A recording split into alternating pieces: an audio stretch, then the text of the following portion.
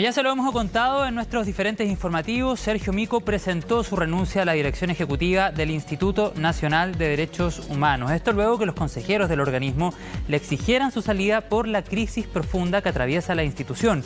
Para conversar sobre este tema ya estamos en contacto con el exdirector del INDH, Branislav Marelic. ¿Cómo le va, Branislav? Bienvenido a CNN Chile. Hola, buenas tardes. Muchas gracias por la invitación. Muchas gracias a usted por su tiempo con nuestro canal. ¿Cómo evalúa usted la gestión de Sergio Mico en el INDH, Branislav? Bueno, es difícil hacer una evaluación personal, siendo que yo formé parte del instituto hasta la semana pasada. A ver, creo que es muy complicado decir si la gestión es buena o mala. Creo que ha tenido y tuvo muchos aciertos y algunos desaciertos bastante grandes. Por supuesto que eso en el momento que yo era consejero lo expresaba y lo expresábamos durante las sesiones. Ahora que no soy consejero, también tengo un poco más la libertad de decirlo públicamente. Pero entre lo bueno y lo malo, lamentablemente en momentos de crisis y en momentos de polarización que se tuvo en el estallido social y luego posteriormente en las consecuencias del estallido social en una pandemia, se hizo lo que se pudo. Y creo que en los temas de fondo, que los temas necesarios, políticos y técnicos en materia de derechos humanos, se hizo un trabajo adecuado. Pero ese trabajo adecuado no pasa por lo que pudo haber hecho Sergio Mico, no, sino que pasa también por las decisiones que el Consejo tomó. Por tanto, no todo lo bueno o lo malo del Instituto Nacional de Derechos Humanos pasa por la gestión de Sergio Mico, en cuanto a los temas más globales. Ahora, también pueden haber muchas críticas y razonables de temas administrativos y de gestión interna. Pero esos temas administrativos y de gestión interna, que también han sido relevados por muchas otras personas, son temas que parece que pasan a segundo plano con el tema que se está discutiendo ahora. Porque parece ser que la gestión de Sergio Mico y parece ser que la gestión de todos los consejeros que formamos parte de los últimos 3 años del instituto se pesa o se mide en base a ciertos temas que no son necesariamente de gestión. Y eso tengo bastante opinión respecto a eso. Branislav, vamos a ir a eso también, pero partamos de lo más global, como usted lo calificaba al inicio de su respuesta. ¿Usted considera, porque se hablaba bastante sobre aquello, que durante la gestión de Sergio Mico y particularmente enfocándonos en lo que pasó en Chile durante el estallido social, hubo vacilaciones respecto a ciertas calificaciones o respecto a ciertas actuaciones que se tomaron desde el Instituto Nacional de Derechos Humanos? Es una muy buena forma de empezar, porque parece ser de que se instala la idea, o se está instalando la idea, reflejada en Sergio Mico, pero en realidad esta fue una decisión del Consejo, de 11 miembros del Consejo, que el instituto tuvo vacilaciones. Pero eso es totalmente falso. Pero era la autoridad del instituto, Branislav. Por lo tanto, por supuesto. Claro. No, o sea, él lo puede estar encabezando, pero la decisión o las decisiones de fondo eran tomadas por el Consejo del Instituto, por la mayoría del Consejo del Instituto. Y allí, por ejemplo, es falso que el Instituto haya tenido vacilaciones en la condena a la violación a los derechos humanos. Lo que pasa es que se instaló, y esto es una crítica muy personal, se instaló en el contexto del estallido social una cierta idea de que había que tener 3 ideas claras o 3 discursos claros, y que si uno no adscribía esos 3 discursos, era un traidor de los derechos humanos. ¿A qué discurso se refiere, Branislav?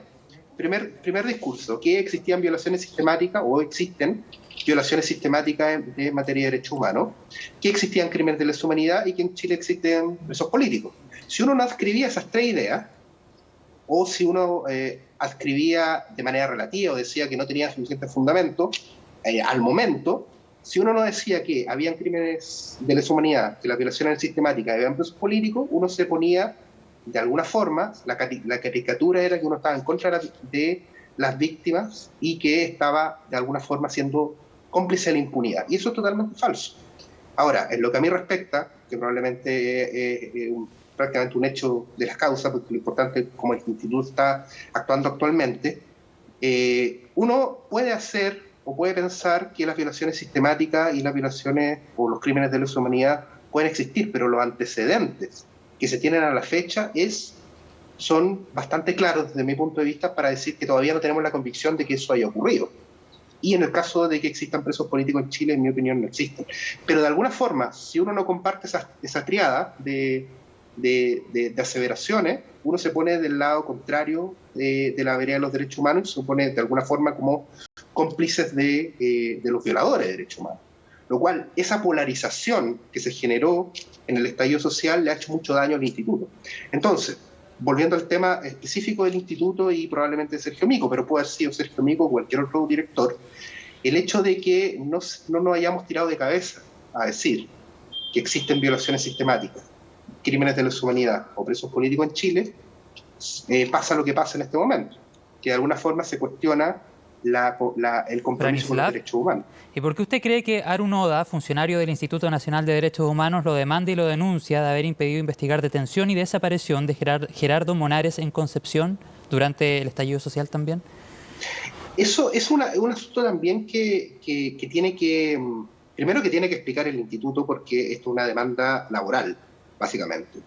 Existe una demanda laboral del funcionario Harun Oda, pero también existe una querella por alguna forma falta de investigación o falta de denuncia. Nosotros nos enteramos como consejo de manera inmediata, no de manera directa, porque la demanda o las denuncias son directamente con dirección. Ahora, yo me enteré por la prensa. Y comentando lo que uno se entera por la prensa, bueno, es bastante cuestionable que se acuse al instituto de no haber hecho algo en materia de... ¿Pero se impidió esa investigación o no, Branislav? De la información que nosotros tenemos no se impidió. La información que tuvimos como consejero. Es más, al momento y al primer momento que los funcionarios de la sede conocieron la situación del señor Monares, se hizo inmediatamente un recurso amparo, un habeas corpus, que es el recurso judicial idóneo a nivel internacional y a nivel nacional para poder abordar esas situaciones. Por tanto, todas las acciones inmediatas de los funcionarios del instituto, y no estamos hablando ni siquiera del director ni del consejo, los funcionarios que están en terreno, inmediatamente hicieron eso. Por tanto, en ese punto, y sin meterme en un juicio pendiente laboral que existe al respecto, desde mi punto de vista el instituto no ha impedido nada. O sea, si hubiese impedido algo, y si yo supiera que lo impidió, yo no me hubiera quedado callado. Por supuesto, eso es gravísimo. Pero ninguno de los 11 consejeros del instituto que conoció todos los antecedentes y conoció las versiones internas y los documentos internos al respecto de la denuncia de la situación de la actual desaparición del señor Monares, ninguno estuvo en contra de la explicación. Es más, todos la entendemos que fue lo correcto. Existen, por supuesto, y en esto es algo que, nuevamente, está una denuncia, una acción penal y laboral en curso, y ahí claramente vamos a tener diferentes opiniones, pero lo que respecta a mi persona y a los otros consejeros, no puedo hablar por otros consejeros, pero ninguno levantó la alerta o el rechazo, el instituto actuó correctamente en eso, porque hizo todas las acciones posibles en la materia. Sí. Branislav, ¿usted cree que detrás de esta petición de renuncia a Sergio Mico hay una maniobra política?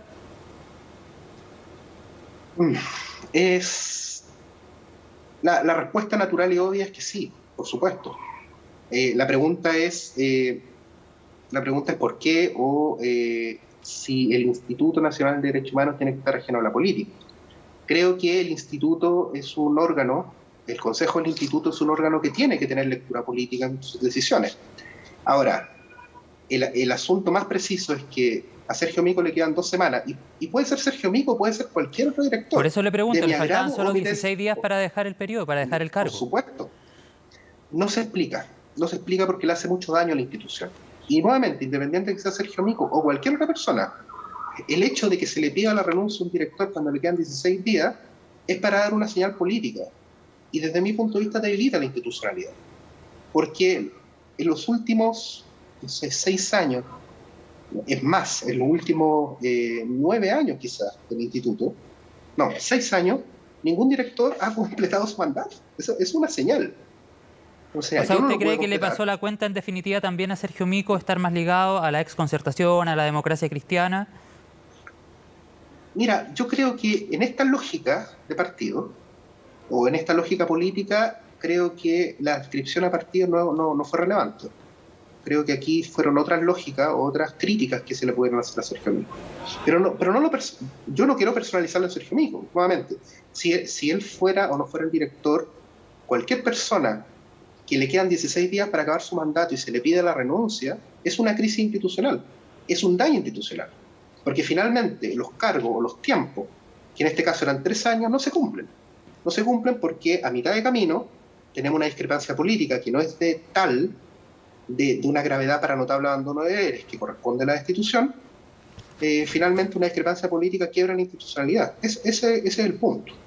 Y creo que más allá de correr o de que Sergio Mico esté adscrito a la antigua concertación o no, y nuevamente podría ser cualquier otra persona, el hecho que creo que más pesa es el hecho de que el Consejo del Instituto intentó tomar decisiones y tomó decisiones durante mucho tiempo en el estallido social impopulares. Y esas decisiones impopulares son finalmente lo que hoy, en un sector que espero que sea minoritario en la sociedad chilena, cree que el instituto no hizo su trabajo. Branislav, y eso es profundamente doloroso para la institución, por supuesto. Bueno, Branislav Marelic, exdirector del INDH, muchas gracias por su tiempo con CNN Chile. Clarísimo el diagnóstico que hace usted tras la renuncia de Sergio Mico al Instituto Nacional de Derechos Humanos. Que esté muy bien, muchas gracias. Gracias, hasta luego.